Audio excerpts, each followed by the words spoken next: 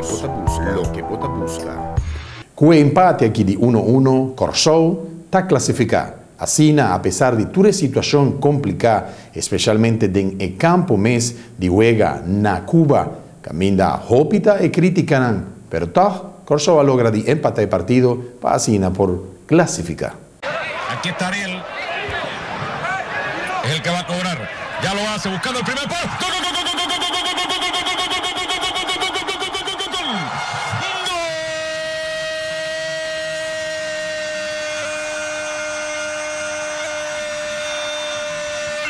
¡De Cuba!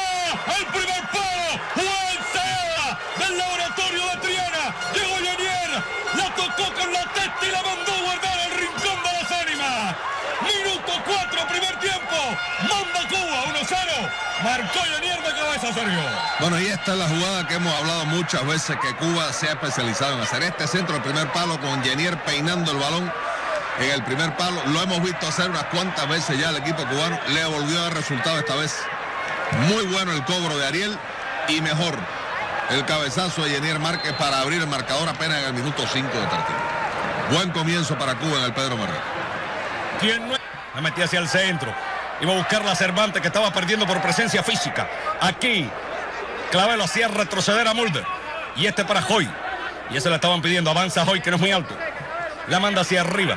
Ahí está con María. María se le escapó a Clavelo. Tiene a Yanier por delante María. La deja hacia atrás. El remate. Gol, gol, gol, gol, gol, gol, gol, gol, gol, gol, gol, gol, gol, gol, no puede ser. Gol, gol, gol, gol, gol, gol, gol, gol, gol, gol, gol, gol, gol, gol. Se desvió y está meciendo las redes. Se empató esto con este resultado. Ahora está pasando Curazao.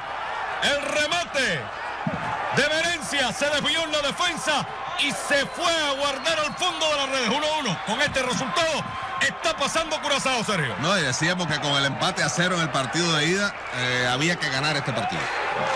El empate con cualquier marcador que no fuera 0-0 está clasificando a Curazao.